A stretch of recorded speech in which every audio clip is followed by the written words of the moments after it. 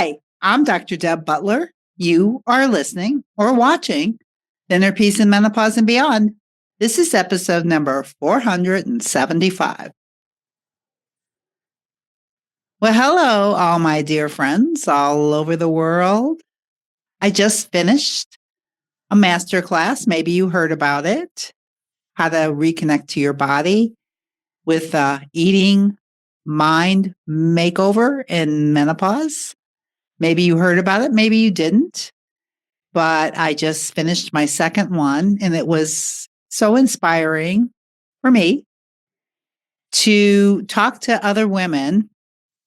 I don't get to talk to you that much. So it's really nice to have feedback to see what you think, because most of the people who were in either of these master classes came from listening to the podcast. So it was really great to see some people. And I think probably it was great to see me, or maybe they've seen me a few times, but probably not. But more than anything, it gives me a chance to be able to explain some of my tools better, to answer questions, which is exactly what happened in these two master classes.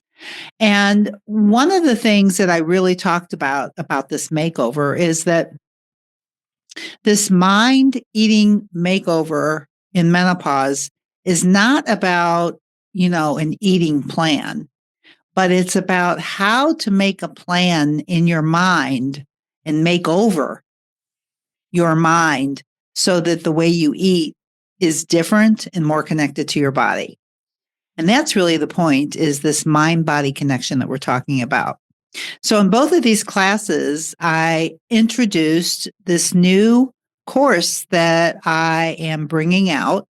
And the best thing about it is that I was trying to figure out a way to make it more affordable. Most of the things that I do have been more expensive, so it's not as affordable to everyone. So I really worked on creating something that was a little shorter and a little bit less expensive. More or less expensive. That doesn't sound right.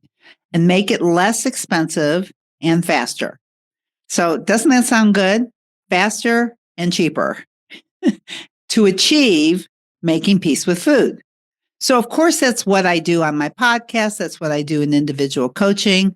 But really, to have lasting release of weight, which is what I now call weight loss, to have lasting or permanent weight release, you first have to make peace with food, which is what I was talking about in two of these master classes.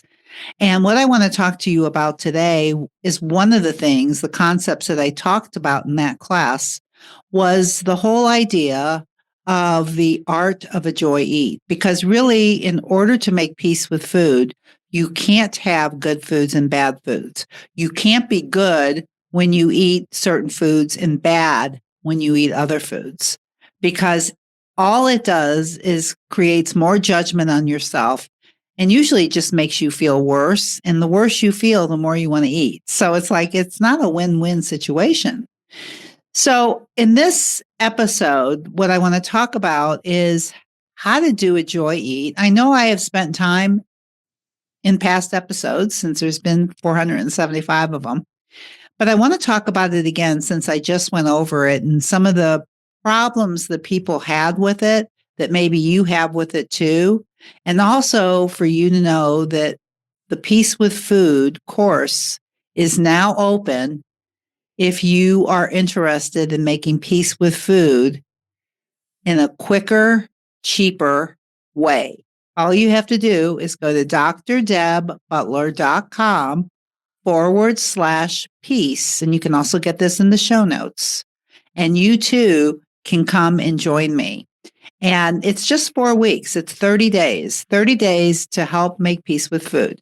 And I'm not saying that's all you need, but I think if you're trying to have a mind shift, this is a great way to be able to do it without a huge commitment.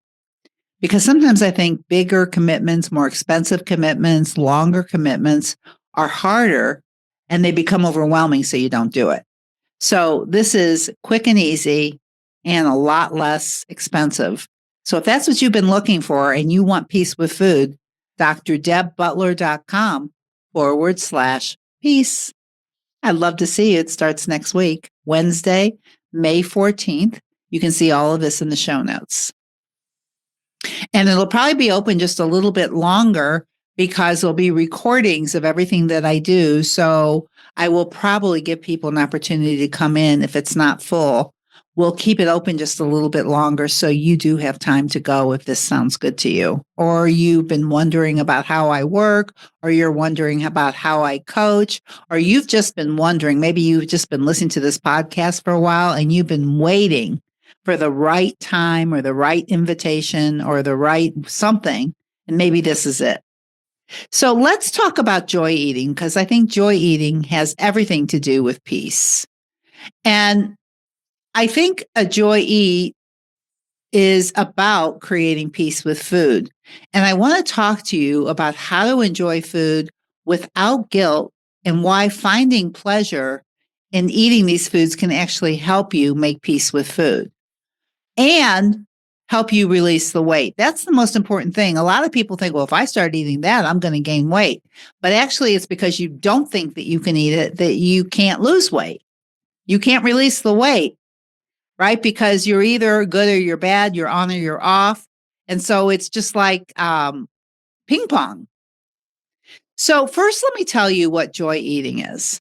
So, joy eating is when you choose to eat something purely for the pleasure or the joy. And not because you're physically hungry, not because you're bored, it's not for emotional hunger either, but because you truly just want to enjoy that food. And that's a big something I want to distinguish on joy eating. Some people eat these foods for negative emotion. They're feeling bad emotionally and they want to eat something to feel better. That is not joy eating. I just want to make it very, very clear. You're not trying to feel an emotion with a joy food. And a joy food is usually a non-nutritious food. And you can have some non-nutritious foods. They don't do anything for your body. They're for enjoyment. And as long as you don't make a big deal about it and your brain doesn't make a big deal about it and you don't have to eat a lot of it, I think your health will be just fine. And I think you'll get a little bit more comfortable with food because I think the reason people have so much problems with food is because they think they can't eat food and yet they want to go back and eat it. So if they're on some special plan or diet, they don't eat that food. But the reason they're not consistent is because they always want to go back and eat it, either when they start losing weight or they're not losing weight or they hit a plateau. They want to go back and eat those foods they say they can't eat. So how can you include it into the way that you eat for the rest of your life so you don't have to play ping pong going back and forth? So, joy eating is choosing a food purely for the pleasure of it, and it has nothing to do with physical hunger. It's all about enjoying the food, being present, savoring the experience, and allowing yourself to enjoy it without shame or regret. So often we're taught that food is either good or bad, but what if we took a different approach? What if we allowed ourselves to eat foods that we love without layering on guilt? One of the keys to lasting peace with food is to break free from the diet mentality that tells you certain foods are off limits or that you're cheating. I never want you to say, I'm cheating again. I never want you to say that. I just want you to say, if you ate something, you enjoyed it. And if you didn't enjoy it, it was a fog, and you want to look at it and maybe understand, well, why did I eat that if I didn't really enjoy it? What was I trying to do? Because then it becomes a learning experience so you can figure out why you might be eating emotionally, because that's part of what you have to find out is why you eat either when you're not hungry or why you eat and you're not really enjoying something that is purely meant to be enjoyed. So, how do you practice joy eating the next time you decide to eat something purely for the joy? Here's what I want you to do. I'm going to give you some pointers on how to do a joy eat. And I think when this call is over, why don't you make a commitment to yourself or a suggestion to yourself that you pick a food that you like a lot, that you think is a bad food, and test it out.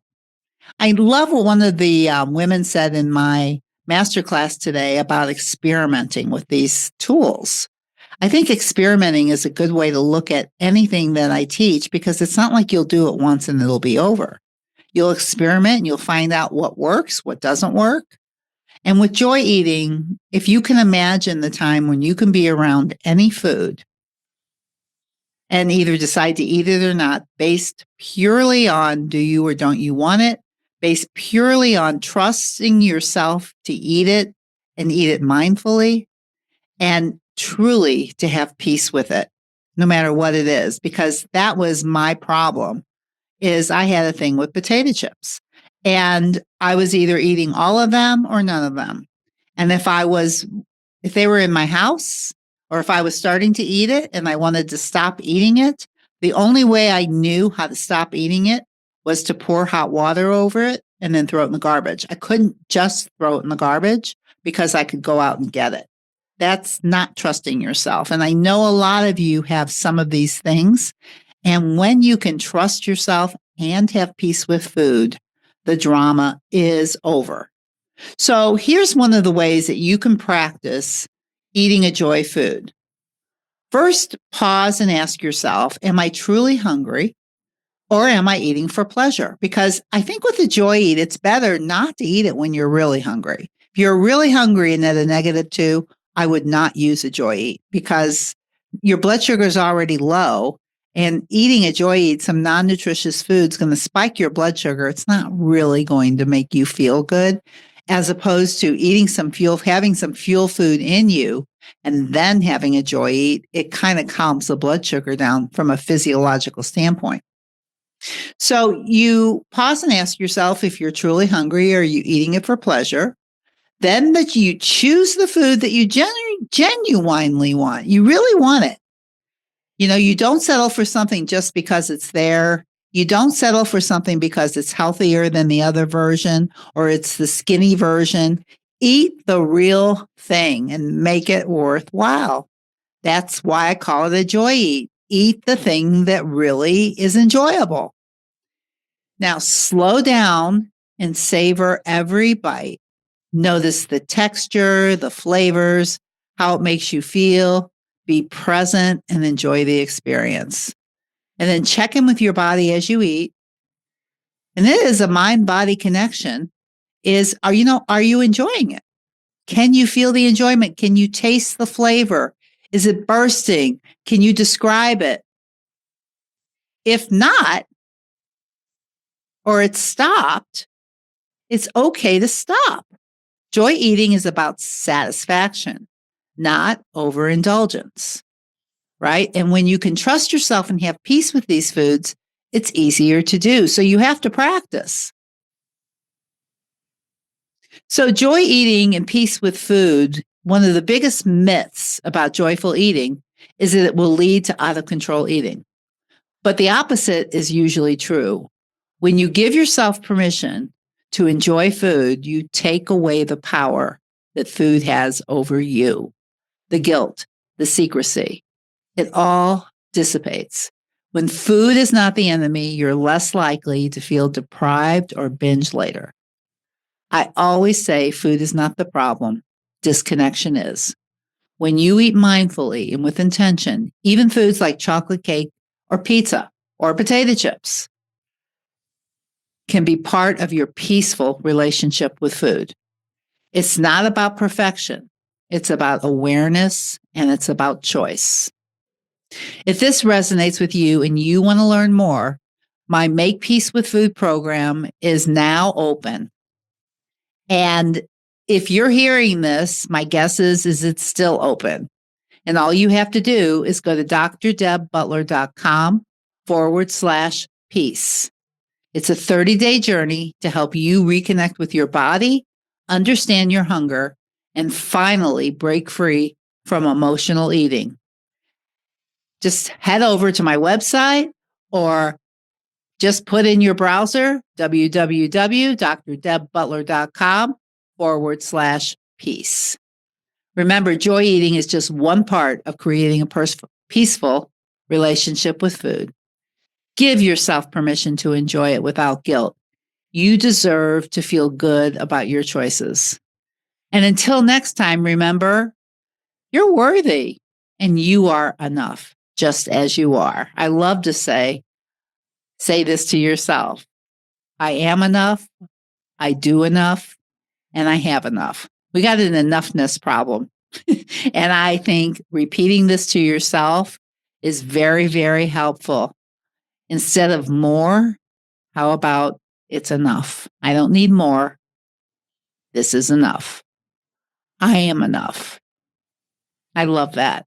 And always, I would never, ever end this podcast without saying to you, no matter where you go or who you're with, please, please, please be very, very kind to yourself. And I'll see you next week. Bye bye.